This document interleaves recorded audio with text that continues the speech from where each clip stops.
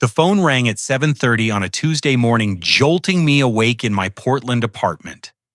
My father's voice boomed through the speaker with an urgency I hadn't heard in years. "Leland, you need to get downstairs right now and talk to your sister Emma. She's completely out of control, and your mother is at her wits' end." I sat up in bed confused and still groggy. "Dad? What are you talking about? I'm in Portland. I moved here 3 years ago, remember?" There was a long pause before he exploded. "Stop playing games, son. This is serious. Emma needs her big brother." The conversation with my father left me staring at my phone in complete bewilderment. 3 years had passed since I packed my belongings into cardboard boxes and drove 2,400 miles from Columbus, Ohio, to start fresh in Portland, Oregon. Yet somehow my parents believed I still lived in my childhood bedroom. I remembered that final week in Columbus with perfect clarity. After graduating from Ohio State with a marketing degree, I had spent 8 months applying for jobs while working at an electronics store in the mall. The rejection letters piled up on my desk until finally a small advertising firm in Portland offered me an entry-level position. The salary barely covered rent, but it was a real opportunity in my field. I had told my parents about the job interview during dinner on a Wednesday evening. My mother, Carol, sat across from me scrolling through Facebook on her phone while picking at her salad. My father, Doug, remained hidden behind the sports section of the Columbus Dispatch, occasionally grunting when the conversation required acknowledgement. "I got the job in Portland," I announced, setting down my fork. "I'll be moving in 2 weeks." Carol looked up briefly from her screen. "That's nice, honey. Pass the salt."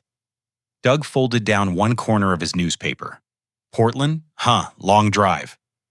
That was the extent of their reaction to my life-changing announcement.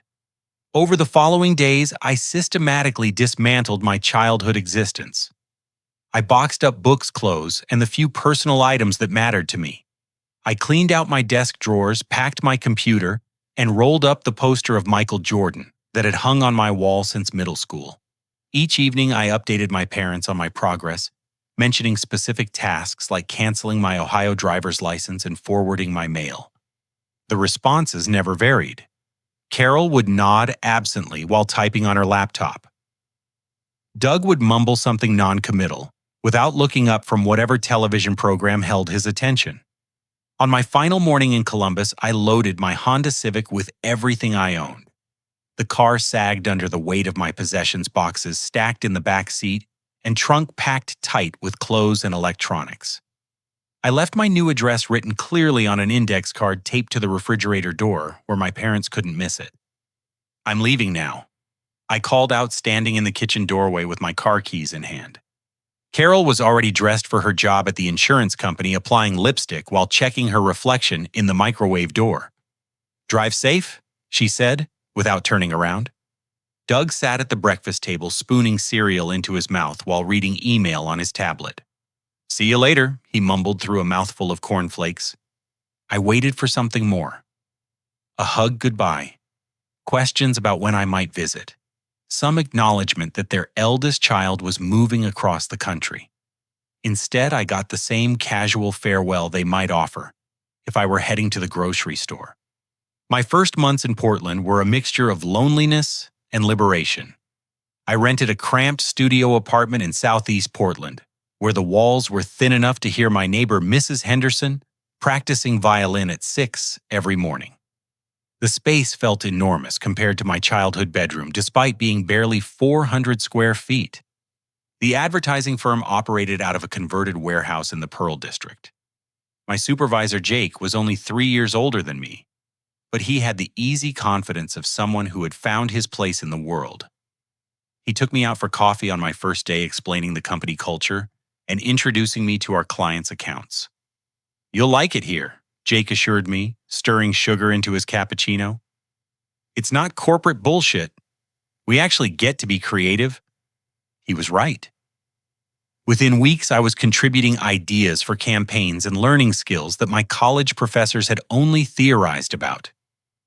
The work energized me in ways I hadn't experienced before. I maintained contact with my family through text messages and phone calls, sharing updates about my new life. I sent photos of my apartment, described my projects at work, and told them about exploring Portland's neighborhoods. The responses were minimal and delayed. Carol would send back a thumbs up emoji. Doug rarely responded at all. During my first Portland Christmas, I called home on Christmas morning. My mother answered after 6 rings. "Merry Christmas, Mom. How's your day going?" "Oh, it's fine. Your father's watching football. Emma's still asleep." Her voice sounded distracted, like she was multitasking. "I wanted to tell you about the holiday party my company threw last week. It was really nice. They had this great catering company and—" "That sounds lovely, dear. Listen, I need to check on the ham in the oven. Can I call you back?" She never called back. The pattern continued through my second year in Portland. Birthday wishes went unacknowledged. Photos from hiking trips in the Columbia River Gorge received no comments. When I called to share news about my promotion to senior marketing coordinator, the conversation lasted less than 5 minutes before my father claimed he needed to help Doug with yard work. Gradually, I reduced my attempts at communication. The rejection hurt less when I stopped expecting engagement. But the climactic revelation came 18 months after I'd moved during a phone call from my childhood friend Marcus. We had stayed in touch sporadically since high school, and he still lived in Columbus working as a mechanic. "Hey man, your parents asked me to check on you," Marcus said, his voice carrying confusion. "They said you've been acting weird and staying in your room too much lately. Are you okay?" I almost dropped my phone. "Marcus, what are you talking about? I don't live in Columbus anymore. I moved to Portland almost 2 years ago." "What? But I just saw your dad at the hardware store last weekend. He said you've been going through some kind of phase, keeping to yourself and not coming down for meals." The conversation left me feeling like I'd stepped into an alternate reality where my parents had completely erased my physical absence from their lives. By my 3rd year in Portland, I had constructed a life that felt genuine and fulfilling. The lonely studio apartment became a cozy 1-bedroom place in the Hawthorne district, close enough to walk to work on sunny days. Mrs. Henderson had moved to Florida, replaced by a young couple who kept normal hours and baked cookies that they shared with neighbors. Jake and I had developed a friendship that extended beyond office hours. We grabbed beers after successful client presentations, attended Trailblazers games during basketball season, and discovered new restaurants throughout the city. He introduced me to his girlfriend Ashley and her circle of friends, expanding my social world in ways that felt organic and unforced. "You should meet Sarah," Ashley suggested during a group dinner at a Thai restaurant in Southeast Portland. "She's a graphic designer, super talented and funny. I think you two would click." The setup led to my first serious relationship since college. Sarah worked as a freelance designer creating logos and marketing materials for small businesses around Portland. She had moved to Oregon from Denver 5 years earlier, drawn by the city's creative energy and outdoor recreation opportunities. Our first date lasted 7 hours. We met for coffee at a cafe in the Alberta Arts District and ended up walking through Laurelhurst Park talking about everything from travel dreams to career ambitions. Sarah had an infectious laugh and the kind of curiosity that made ordinary conversations feel significant. "I love that you actually moved somewhere for a job," she said, as we sat on a park bench watching dogs play in the off-leash area. "So many people just stay where they grew up because it's easier." "My parents definitely think I'm crazy for leaving Ohio," I admitted. "Are they planning to visit soon? I'd love to meet them." The question stung because it highlighted how little my family cared about my new life. "They're not really the traveling type," I said, which was both true and a massive understatement. Sarah and I became inseparable over the following months. She appreciated my dry sense of humor and supported my career goals in ways I hadn't experienced before. When I received a promotion to senior marketing coordinator, she insisted on taking me out to celebrate at a fancy steakhouse downtown. "You deserve this," she said, raising her wine glass for a toast. "You work harder than anyone I know." The recognition felt foreign, but wonderful. My family had never acknowledged professional achievements, treating my job as something that happened to other people rather than a source of pride or interest.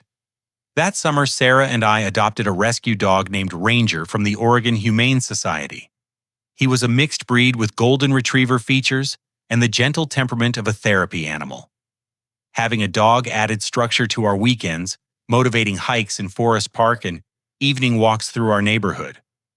"He's perfect," Sarah said, watching Ranger chase a tennis ball in our local park. "Look how happy he is just to be outside with us." The comment resonated because I felt similarly content. Portland had given me space to become the person I wanted to be, surrounded by people who valued my presence rather than tolerating it. Holiday seasons became celebrations rather than obligations. Jake's family invited me to their Thanksgiving dinner, where his parents asked genuine questions about my work and interests. His mother, Patricia, had grown up in Ohio and shared stories about missing the changing seasons while appreciating Oregon's milder winters. "You'll always be welcome at our table," she said, passing me homemade cranberry sauce. Family isn't just about blood relations. Christmas involved volunteering at a homeless shelter with Sarah, serving meals and organizing donated gifts for children. The experience felt more meaningful than the awkward family dinners of my childhood, where conversations struggled to fill uncomfortable silences. I continued sending updates to my family, though, with decreasing frequency and expectations. Photos of Ranger received no response. News about my work projects generated one-word replies like "good" or "nice." When I sent information about my professional certification program, including graduation photos and details about the advanced marketing strategies I had learned, my parents' silence felt like a physical weight. The final test of their attention came during my second Christmas in Portland. Sarah and I had been discussing our future together, including the possibility of moving in together and eventually getting engaged. I decided to gauge my parents' interest by sending them a text message about a fake engagement. Sarah and I got engaged last weekend. I wrote, including a photo of us at dinner where Sarah was jokingly modeling a ring pop candy on her finger. "We're thinking about a fall wedding in Portland. Hope you can make it out here to meet her." I waited 3 days for a response. Nothing came. The silence confirmed what I had gradually realized: my parents had mentally replaced their actual son with a phantom version who existed only in their imagination. They preferred the idea of me living safely upstairs to the reality of me building an independent life 2,000 miles away. But the most shocking revelation was still ahead, delivered through an unexpected phone call from Marcus that would expose the true depth of my family's denial. "Dude, I'm really confused about something," Marcus said, calling me on a rainy Thursday evening in November.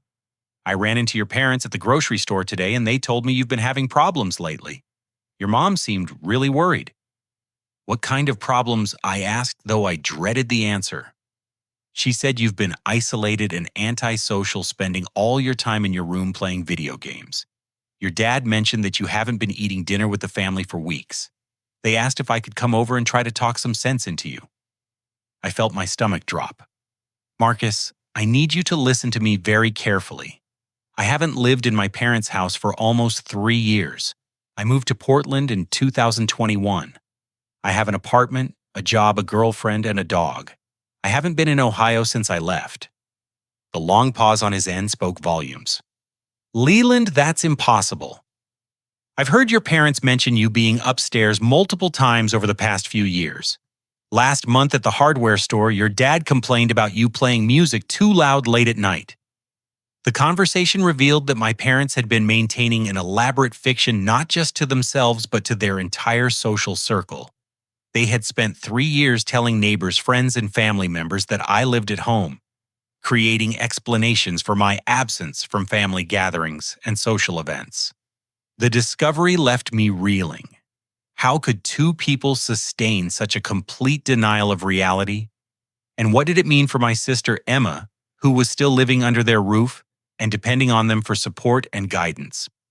I was about to find out that the consequences of my parents' psychological break extended far beyond hurt feelings and social embarrassment. Emma was in serious trouble. and my family's dysfunction had created a crisis that would force me to confront their delusions head on. The first sign that something was wrong with Emma came through Instagram. She had started liking my posts obsessively, scrolling back through months of photos and leaving comments that seemed desperate for connection. Her messages began as casual check-ins, but quickly revealed deeper struggles. "Hey, big brother," she wrote in a direct message late one Saturday night. "I know you're probably busy, but I really need to talk to someone. Things have been weird at home and I don't know what to do." Emma was 17 now, a senior in high school, facing the pressure of college applications and adult decisions. I remembered being her age and feeling overwhelmed by expectations, but her messages suggested something more serious than typical teenage stress. "I'm here for you," I replied immediately. "What's going on?" Her response came in a flood of texts that painted a disturbing picture of life in our childhood home. Our parents had become even more detached and self-absorbed than I remembered, leaving Emma to navigate high school social dynamics, academic pressure, and future planning without meaningful support or guidance. "Mom just hands me college brochures and tells me to figure it out," Emma wrote. "Dad gets angry when I ask questions about paying for school. They both act like I'm supposed to automatically know how to do everything." The situation was complicated by Emma's developing anxiety disorder. She described panic attacks during chemistry tests, sleepless nights worrying about SAT scores, and a constant feeling of being judged by classmates and teachers. When she tried to discuss these struggles with our parents, they dismissed her concerns as normal teenage drama. "Yesterday, I told Mom I thought I needed to talk to someone about my anxiety, and she said I just needed to try harder and stop making excuses," Emma continued. "When I started crying, she got mad and said I was being manipulative." I felt a familiar anger building as Emma described the emotional neglect that had defined my own teenage years. Our parents had perfected the art of being physically present while remaining emotionally unavailable, leaving their children to cope with life's challenges alone. "You're not being manipulative," I assured her. "Anxiety is real and you deserve support. Have you talked to your school counselor about getting help?" I tried, but they want to involve Mom and Dad in any therapy decisions. I'm scared they'll just get angry and make things worse. Over the following weeks, our text conversations became a lifeline for Emma. She would message me during lunch breaks, sharing details about difficult classes and social conflicts. I offered advice based on my own experiences, suggested coping strategies I had learned, and researched mental health resources available to teenagers in Ohio. "I wish you lived closer," Emma wrote after a particularly tough day. "I know you're busy with your own life, but sometimes I feel like you're the only person who actually listens to me." Her words broke my heart because I recognized the isolation she was experiencing. I had felt similarly alone during high school, convinced that my thoughts and feelings didn't matter to the people who were supposed to care about me most. But Emma's messages also contained details that didn't make sense. She mentioned conversations with our parents about my behavior, describing their concern about my withdrawal and attitude problems. "Mom said you've been really moody lately and won't come down for family dinners," Emma wrote during one of our evening conversations. "She thinks you're mad at them about something. Are you okay?" "Emma, I need to tell you something important," I replied, choosing my words carefully. "I don't live at home anymore. I moved to Portland 3 years ago. I have my own apartment here." "What, that's not possible? Mom and Dad talk about you being upstairs all the time? Dad just complained yesterday about you keeping him awake with loud music." The exchange confirmed my worst fears. My parents weren't just lying to neighbors and friends about my whereabouts. They were convincing Emma that I still lived at home, creating confusion and false expectations about my availability to help with her problems. "I'm going to send you photos of my apartment and my life here," I told her. "I want you to see that I'm telling the truth." I spent the next hour taking pictures of my living room, kitchen, and bedroom. I included shots of Ranger sleeping on his favorite chair and a photo of Sarah and me hiking in the Columbia River Gorge. The evidence was overwhelming and undeniable. Emma's response came after a long delay. I don't understand. If you live in Portland, why do mom and dad keep talking about you being here? They set a place for you at dinner every night. The revelation hit me like a physical blow. My parents weren't just maintaining a casual fiction. They were actively preserving the illusion of my presence through daily rituals and behaviors. They set a place for me at dinner. I asked, needing confirmation of something so bizarre. Every single night. Mom gets upset when dad tries to sit in your chair. She says you might come down late and need your spot. Emma's mental health continued deteriorating as the semester progressed. Her anxiety attacks became more frequent and severe, triggered by everything from pop quizzes to social interactions with classmates. She began missing school regularly, claiming stomach aches and headaches that were likely psychosomatic responses to stress. I had another panic attack during history class today. She messaged me on a Wednesday afternoon. My heart was beating so fast, I thought I was having a heart attack. The teacher sent me to the nurse, but she just told me to drink water and calm down. I researched anxiety disorders and treatment options, sending Emma articles about cognitive behavioral therapy and relaxation techniques. I also looked up therapists in the Columbus area who specialized in working with teenagers, compiling a list of names and phone numbers. Would you be willing to see a therapist if I helped you find one? I asked. Yes, but how would I pay for it? Mom and dad would never agree to therapy. They think it's for weak people who can't handle their problems. I offered to pay for private therapy sessions, explaining that many therapists worked with teenagers confidentially and only required parental consent for initial appointments. If Emma could convince our parents to sign permission forms, I would handle the financial aspects remotely. But the situation reached a crisis point before we could implement any professional help.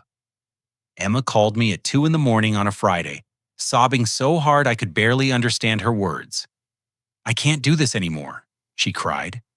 Everything feels hopeless. I keep thinking about ways to make the pain stop. The words sent ice through my veins. Emma, are you thinking about hurting yourself? Sometimes. I know I shouldn't, but I feel so trapped. Nothing I do is ever good enough, and I can't see how things will get better. I kept her on the phone for over an hour, talking through her feelings and making her promise to stay safe until morning. I also convinced her to write down my phone number and keep it with her at all times, with instructions to call immediately if she felt overwhelmed. You are not alone, I told her repeatedly. I care about you, and we're going to figure out how to get you help. The next morning, I called my parents' house for the first time in months, hoping to express my concerns about Emma's mental health. My mother answered with her usual distracted tone. Oh, hi, Leland. I was just thinking about you. You missed dinner last night, and I saved you a plate in the refrigerator. Her casual comment about me missing dinner confirmed the depth of their delusion. Rather than arguing about my location, I focused on Emma's immediate needs. Mom, I'm worried about Emma. She's been dealing with a lot of anxiety and stress about school. I think she needs professional help. Emma's fine, Carol replied dismissively. She's just being dramatic about normal teenage stuff. You know how girls can be at that age. This isn't normal teenage drama. She's having panic attacks and missing school. She needs to see a therapist. We're not spending money on therapy because Emma wants attention. She needs to toughen up and learn to handle pressure like everyone else. The conversation ended with my mother hanging up on me, frustrated by my interference in family matters. But the worst was yet to come. Emma's crisis was about to explode in ways that would force our parents to confront reality, whether they wanted to or not. 3 days later, Emma didn't come home after school. Our parents assumed she was staying late for a club meeting or studying at a friend's house. When she still hadn't returned by evening, they started making phone calls to her classmates' parents. Nobody had seen Emma since lunch. She was found 12 hours later by police officers sitting on a bench at a park near our old elementary school. She had spent the night outside contemplating self-harm and feeling completely alone in the world. When officers asked who they should call, Emma gave them my phone number, not our parents. But the discovery would lead to the most shocking revelation. Yet my parents had been living in such complete denial that they couldn't even process their daughter's crisis without incorporating me into their false narrative. The delusion was about to collide with reality in ways that would change everything. The call came at 7:15 on a Tuesday morning, exactly 1 week after Emma's night in the park. I was getting dressed for work when my phone rang, displaying my father's contact information for the first time in over 3 years. His voice carried an urgency and anger that made my stomach clench immediately. "Leland, you need to get your act together right now." Doug barked without any greeting or explanation. "Your sister is in the hospital because you've been acting like a selfish brat, and your mother is falling apart." I sat down heavily on my bed, trying to process his words. What happened to Emma? Is she okay? She tried to hurt herself at school yesterday and they rushed her to Children's Hospital. The doctors are asking all kinds of questions about our family situation, and your mother is embarrassed because we have to explain that our son is going through some kind of rebellious phase. The word rebellious hit me like a slap. "Dad, what are you talking about? I live in Portland. I haven't been in Ohio for 3 years." "Stop it," he shouted, his voice cracking with frustration. "This is not the time for your attention-seeking behavior. Your sister needs you, and you're hiding in your room playing video games while she's fighting for her life." I felt like I was losing my grip on reality. How could my father be so completely convinced of something that wasn't true? "I'm not hiding in my room. I'm in my apartment in Portland, Oregon. I work at an advertising agency. I have a girlfriend named Sarah and a dog named Ranger." Doug's laugh was bitter and dismissive. "Portland, Oregon, Leland. You're 28 years old, and you've never been west of Indiana. You're having some kind of breakdown, and instead of getting help, you're making up elaborate fantasies." "I can prove it," I said, desperation creeping into my voice. "I can send you photos, show you my lease agreement, give you my work phone number." "Your work phone number? You work at GameStop in the mall, son." "You have for the past 3 years since you graduated college. Your manager called here last week asking why you've been missing so many shifts." The conversation was becoming surreal. My father wasn't just denying my current reality. He had constructed an entirely different version of my life that existed only in his imagination. "Dad, I need you to listen to me very carefully. Go upstairs and look in my old bedroom. Really look. You'll see that it's empty. My clothes are gone. My computer is gone. Everything is gone." "I'm looking at your car in the driveway right now," he replied without hesitation. "The blue Honda with the dent in the passenger door from when you backed into Mrs. Peterson's mailbox." I felt a chill run down my spine. I had sold that car 18 months ago to help pay for moving expenses when Sarah and I found our larger apartment. "What's the license plate number?" I asked. Doug rattled off a sequence of letters and numbers that I didn't recognize. The realization hit me like a freight train. My parents weren't just imagining my presence in their house. They were seeing physical evidence that supported their delusion, from place settings at dinner, to cars in the driveway, to missed shifts at jobs I'd never worked. "Let me talk to Mom," I said, hoping Carol might be more receptive to reason. "She's at the hospital with Emma," Doug replied. "The social workers keep asking her questions about why you won't visit your sister, and she doesn't know what to tell them." "Because I'm in Portland?"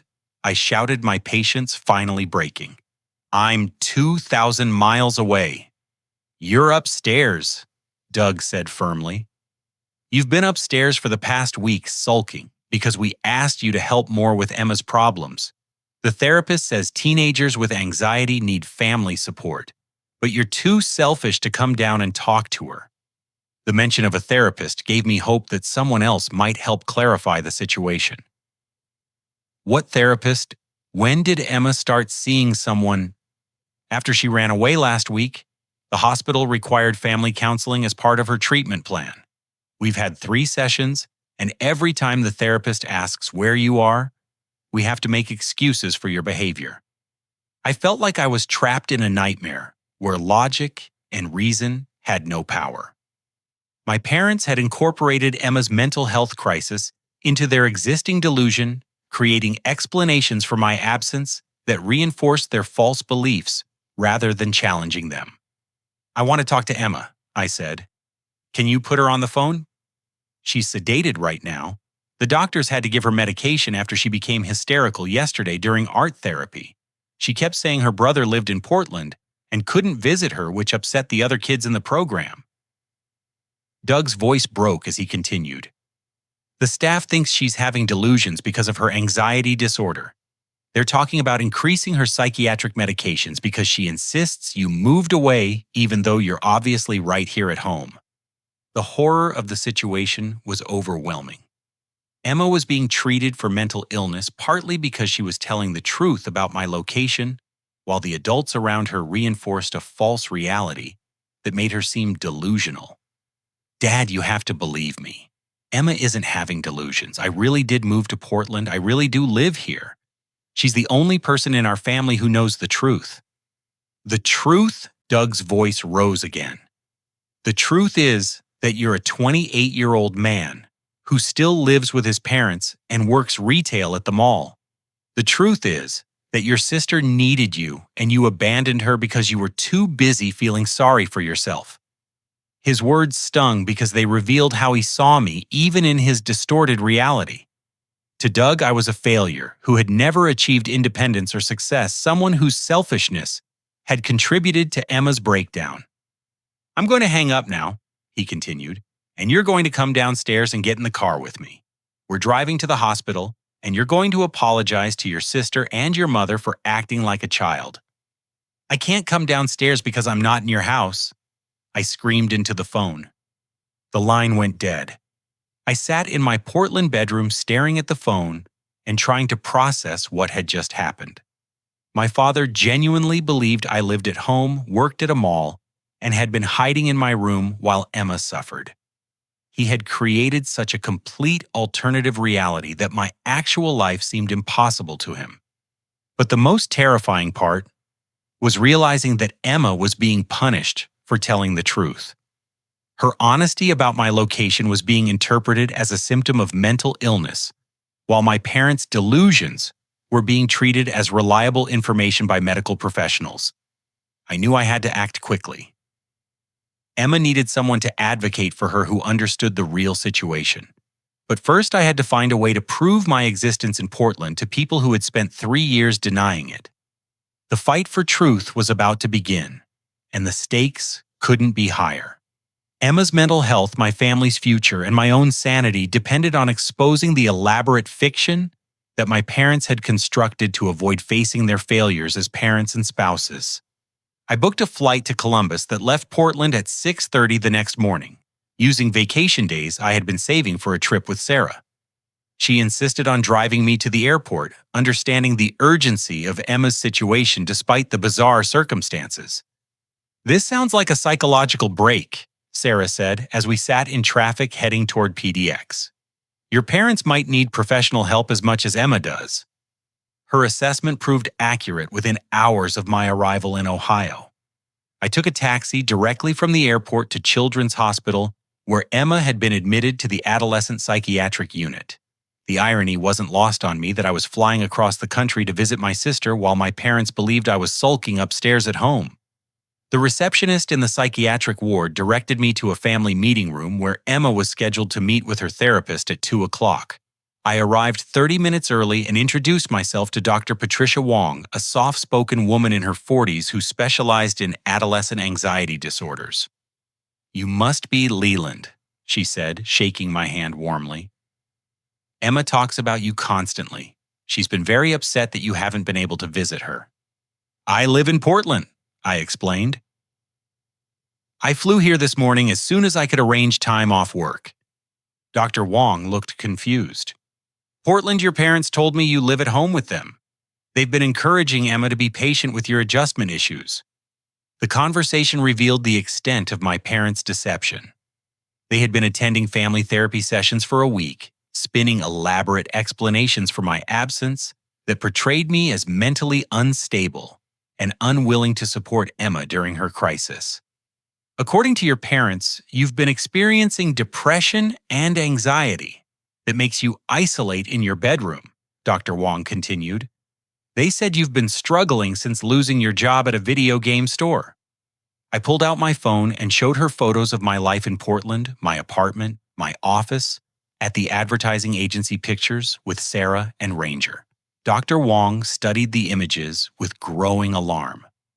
These photos clearly show you living independently in another state, she said slowly.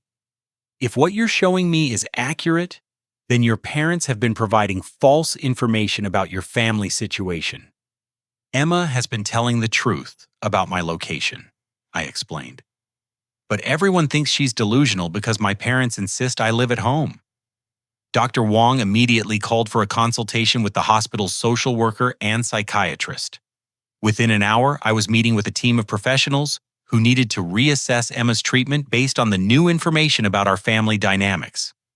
This changes everything, said Janet Murphy, the social worker assigned to Emma's case. We've been treating her statements about your absence as symptoms of her anxiety disorder. If she's been accurately reporting reality while her parents deny it, we need to reevaluate our entire approach. Emma's reaction to seeing me was a mixture of relief and vindication. She had been doubting her own memories and perceptions, wondering if her anxiety had made her confused about whether I lived at home or in Portland. I knew you really lived there, she said, hugging me tightly in the hospital common room. But everyone kept telling me I was wrong, and I started thinking maybe I was crazy. The trauma of being gaslighted by our parents had intensified Emma's existing anxiety, creating a cycle where her distress was used as evidence that her perceptions couldn't be trusted. The hospital staff had unknowingly participated in this psychological abuse by accepting our parents' version of events without verification. Dr. Wong requested permission to interview our parents separately, hoping to understand how they had developed such elaborate false beliefs. The session was scheduled for 4 o'clock, giving me time to visit my childhood home and document the physical evidence of their delusion. The house looked exactly as I remembered from 3 years earlier, except for small details that revealed the depth of my parents' fantasy. My bedroom had been preserved like a shrine, with fresh sheets on the bed and clean clothes hanging in the closet. Mail addressed to me sat in neat piles on my old desk, including college loan statements and credit card offers. Marcus met me at the house, having taken time off from the auto repair shop where he worked. He had agreed to serve as a witness to whatever we discovered. "This is really freaky, man," he said as we stood in my old bedroom. "Your parents have been talking about you living here for years. I never questioned it because why would anyone lie about something like that? We found evidence of daily maintenance rituals throughout the room. The bed was made with hospital corners, the way my mother had taught me as a child. Fresh towels hung in the adjoining bathroom. A plate and glass sat on the nightstand as if waiting for a late-night snack. They've been caring for this room like you never left," Marcus observed. "It's like they're maintaining a memorial, except they think you're still alive and living in it." The most disturbing discovery was in the kitchen, where my childhood seat at the dinner table remained permanently set with my favorite blue plate and matching silverware. According to Marcus, my parents had been setting this place for 3 years, explaining to visitors that I preferred eating alone in my room. "Your mom gets really defensive if anyone suggests sitting in your chair," Marcus explained. "Last Thanksgiving, your cousin Brian tried to sit there and she had a complete meltdown." I took photographs of everything, building a comprehensive record of my parents' elaborate fantasy. The evidence would be crucial for helping medical professionals understand the family dynamics that had contributed to Emma's crisis. At 4 o'clock, I returned to the hospital for the family therapy session that would force my parents to confront reality. Dr. Wong had prepared carefully for the meeting, gathering all the evidence I had provided, and consulting with colleagues about the best approach for addressing shared delusions. My parents arrived 15 minutes late, looking haggard and anxious. Carol's eyes were red from crying, and Doug moved with the stiff posture of someone carrying enormous stress. They sat down across from me in the small conference room, and for several seconds, nobody spoke. Finally, Carol looked directly at me with an expression of complete bewilderment. "How did you get here?" she asked quietly. "I flew from Portland this morning," I replied gently. Doug shook his head emphatically. "That's impossible. You were in your room when I left for work this morning. I heard your alarm clock going off at 7:30. Dr. Wong intervened before the conversation could escalate. "Mr. and Mrs. Davidson, I need to show you some information that Leland provided about his living situation." She displayed the photographs from my Portland apartment on her tablet, followed by documentation of my employment lease agreements and bank records showing 3 years of Oregon addresses. This evidence demonstrates that Leland has been living independently in Portland since 2021, Dr. Wong explained calmly. "The information you've been providing about his presence in your home doesn't align with these facts." Carol stared at the photos with growing confusion. "But he lives with us? He has dinner with us every night. Well, he takes his plate upstairs, but we make sure he has food." "Mrs. Davidson, when was the last time you had a conversation with Leland in person?" The question hung in the air while Carol searched her memory. Her expression shifted from certainty to doubt as she struggled to recall specific interactions. "We talked this morning," she said uncertainly. "Didn't we, Doug?" My father looked equally confused. "I heard him moving around upstairs. I told him to keep it down because I was trying to sleep." Dr. Wong continued her gentle questioning, helping my parents recognize the gaps between their assumptions and their actual experiences. They realized they had been hearing sounds and seeing evidence of my presence without ever having direct contact with me.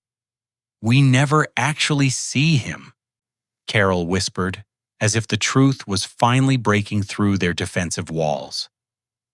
"We just assume he's there." The breakthrough led to an even more shocking revelation. My parents' marriage had been failing for years, and they had unconsciously used the fiction of my presence to avoid addressing their problems. As long as they believed I still lived at home, they could focus their energy on managing a fictional family crisis rather than confronting their real issues. "We stopped talking to each other about anything important," Doug admitted, his voice breaking. "It was easier to worry about Leland's problems than deal with our own." Emma's anxiety had developed partly as a response to the tension and dysfunction in our household, but my parents had been too wrapped up in their fantasy to notice her genuine distress. They had created a situation where the truth teller was labeled as mentally ill, while the people living in denial were considered reliable sources of information. The session ended with my parents agreeing to intensive couples therapy and individual counseling to address the psychological issues that had led to their shared delusion. They also acknowledged that Emma's statements about my location had been accurate, requiring a complete revision of her treatment plan. But the hardest work was still ahead. 3 years of elaborate fiction couldn't be dismantled overnight, and my parents needed time to process the reality of my independence and their neglect. Emma's recovery would require a stable environment, something our childhood home couldn't provide, while our parents worked through their own psychological issues. The truth had been unveiled, but the fight for healing was just beginning. I stayed in Columbus for 2 weeks, using my remaining vacation time and unpaid leave to ensure Emma received proper care and support. The hospital agreed to revise her treatment plan based on the new information about our family dynamics, but her recovery would require significant changes to her living situation. Dr. Wong recommended that Emma be removed from our parents' home temporarily while they addressed their psychological issues through intensive therapy. The shared delusion had created an environment where reality was constantly questioned, making it impossible for Emma to develop healthy coping mechanisms for her anxiety. "Emma needs stability and truth-telling," Dr. Wong explained during a discharge planning meeting. "She can't heal in an environment where her perceptions are regularly invalidated." I made a decision that surprised everyone, including myself. I invited Emma to come live with Sarah and me in Portland while she finished her senior year of high school. The arrangement would require enrollment in a new school, finding a local therapist, and completely reorganizing our living situation, but it seemed like the best option for Emma's mental health. "Are you sure about this?" Sarah asked during one of our nightly phone conversations. Taking care of a teenager is a huge responsibility, especially one who's dealing with anxiety and trauma. "She's my sister," I replied. "She's the only person in my family who saw me clearly and told the truth about my situation.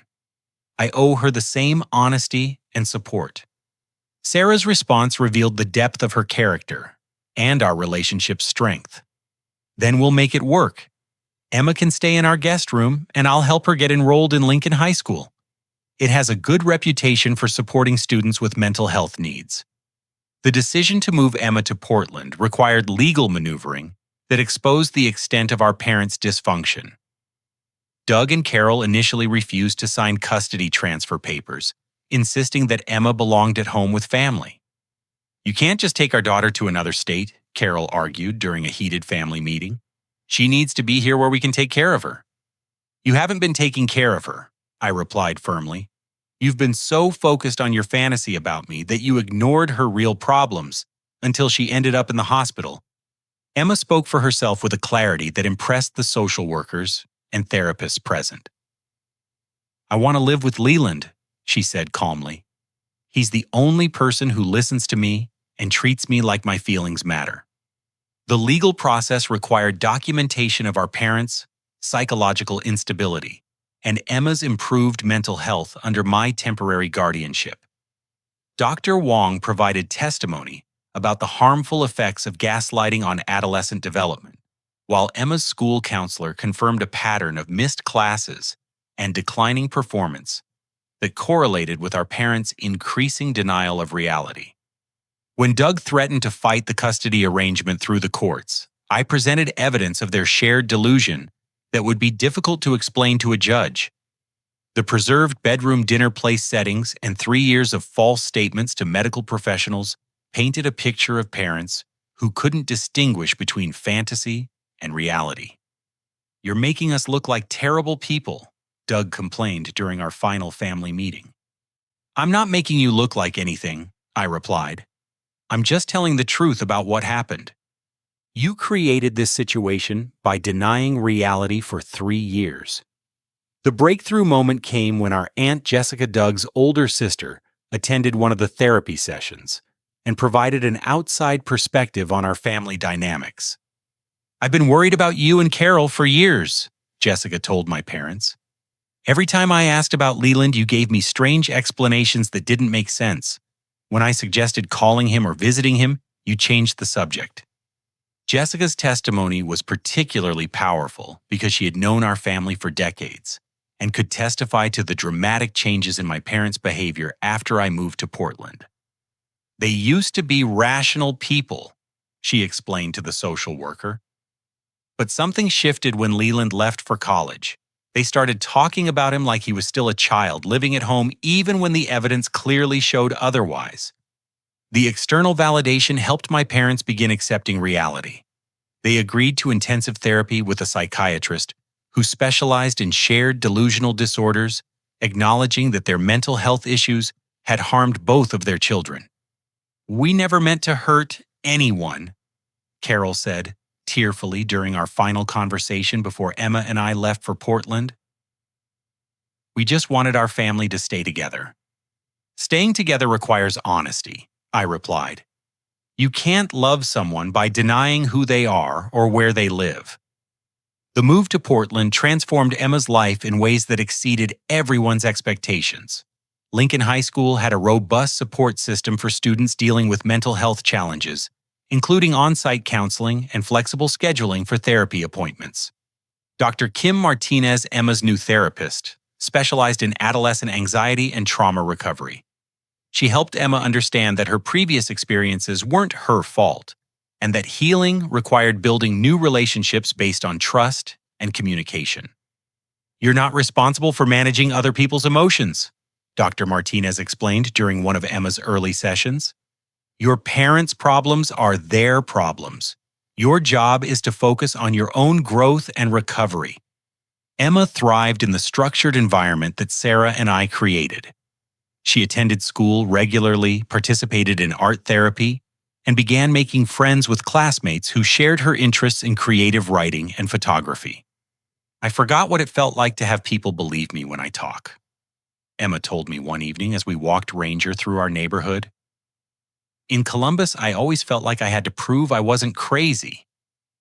Sarah became an unexpected mentor for Emma, teaching her practical life skills like budgeting, college planning, and healthy relationship dynamics. Their bond developed naturally based on shared interests and mutual respect. "Sarah treats me like I'm capable of making good decisions," Emma observed. "Mom always acted like I was too fragile or stupid to handle real life." The most dramatic change came in Emma's academic performance. Her grades improved from failing to honor roll within one semester, and she began planning for college with realistic optimism about her future. "I want to study psychology," she announced during dinner one night. "I want to help other kids who are dealing with family problems like ours." The transformation wasn't without challenges. Emma experienced periodic anxiety attacks, especially when communicating with our parents or discussing memories from Columbus. But she learned healthy coping strategies and developed the confidence to advocate for herself in difficult situations. Meanwhile, our parents' progress in therapy was slower but genuine. They began acknowledging the harm their delusion had caused and working to understand the underlying issues that had led to their psychological break. The climactic moment of validation came 6 months after Emma moved to Portland, when Doug and Carol visited us for the first time. They flew to Oregon specifically to see Emma's new environment and meet Sarah, finally acknowledging my independent life. "Your apartment is beautiful," Carol said quietly as we sat in our living room with cups of coffee. "I never imagined you living somewhere like this." "I tried to tell you about my life here," I replied. "You just weren't ready to listen." Doug's apology was more difficult, but equally meaningful. "I know I hurt you by not believing you," he said, struggling with the words. "I was so afraid of admitting we had failed as parents that I convinced myself you never actually left." The visit represented a turning point in our family's healing process, but it also confirmed that Emma's decision to stay in Portland was the right choice for her continued growth and recovery. 18 months later, I stood in the audience at Lincoln High School's graduation ceremony, watching Emma walk across the stage to receive her diploma. Sarah squeezed my hand as Emma's name was called, both of us feeling immensely proud of how far she had come from that frightened 17-year-old who had spent a night alone in a park. Doug and Carol sat 2 rows behind us, having flown out from Columbus to celebrate Emma's achievement. Their presence represented a milestone in our family's healing process, though the journey to reach this point had required significant work and commitment from everyone involved. Emma had not only graduated as salutatorian of her class, but had also been accepted to Portland State University with a scholarship to study psychology. Her college essays about overcoming family dysfunction and mental health stigma had impressed admissions committees at multiple schools, but she chose to stay in Portland where she felt supported and understood. "I want to keep building the life I've started here," she explained when making her decision. "Portland feels like home now." Our parents' transformation had been gradual but genuine.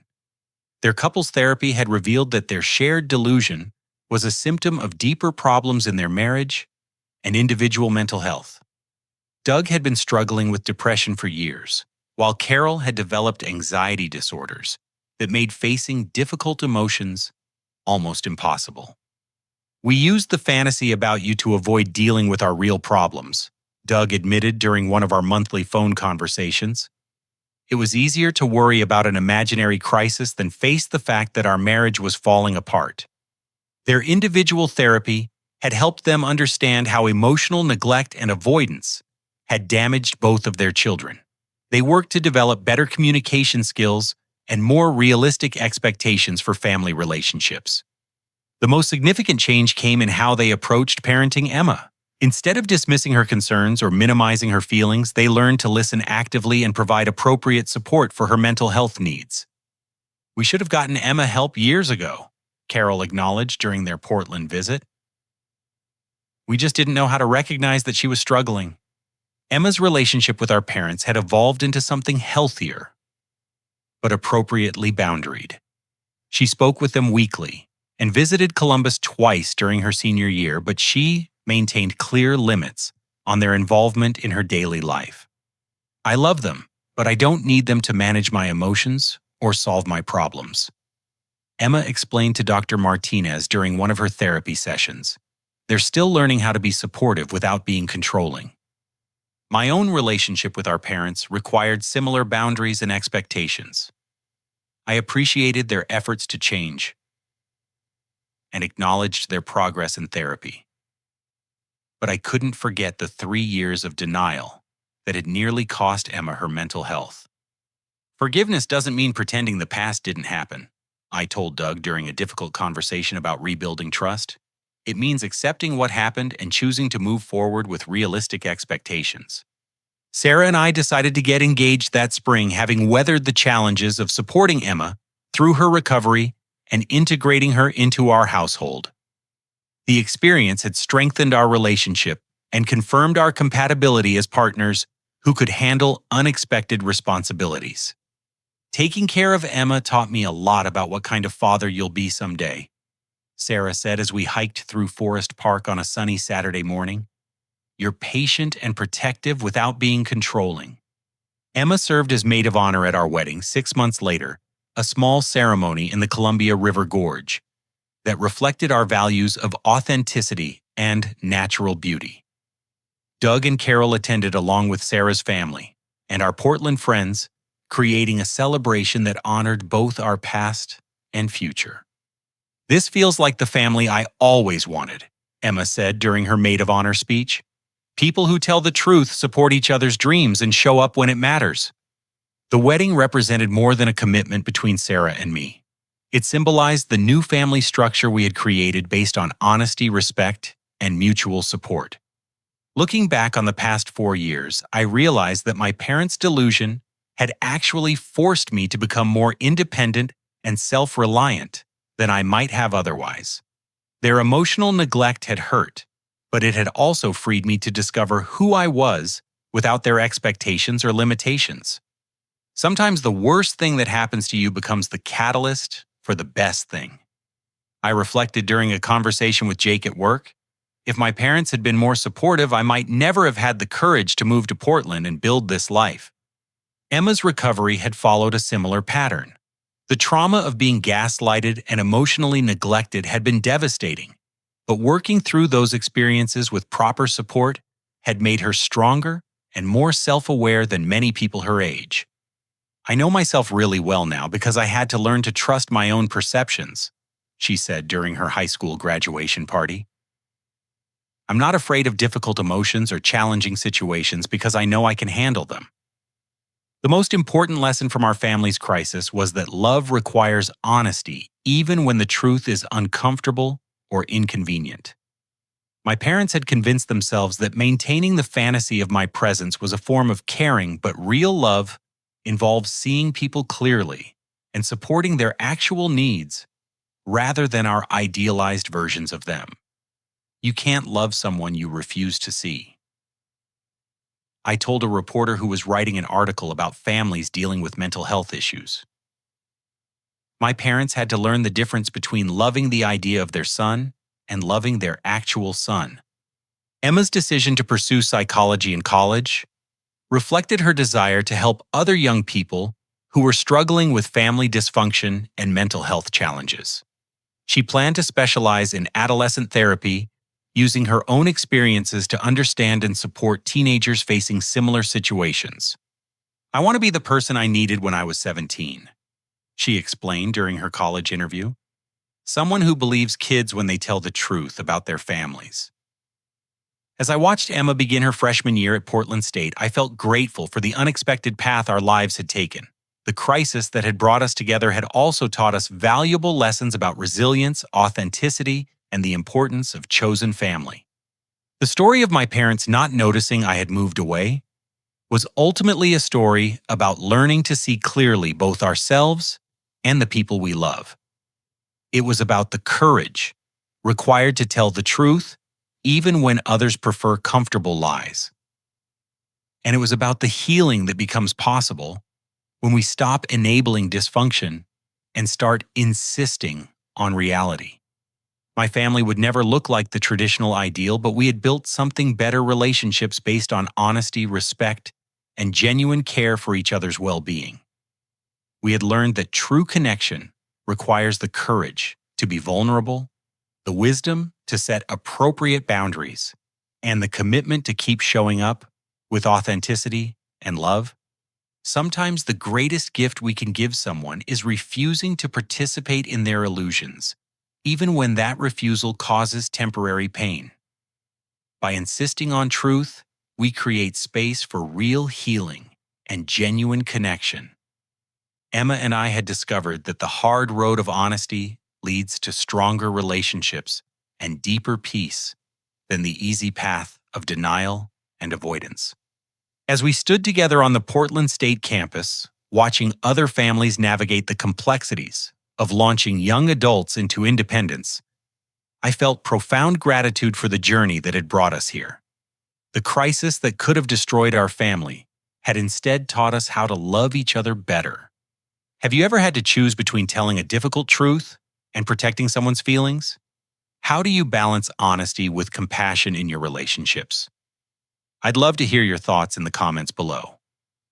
If this story resonated with you, please like this video and consider subscribing for more real-life experiences about family relationships and personal growth. Don't forget to share this with someone who might benefit from hearing about the importance of truth-telling in families. Thank you for listening to my story, and I hope it encourages you to embrace authenticity in your own relationships, even when the truth feels challenging.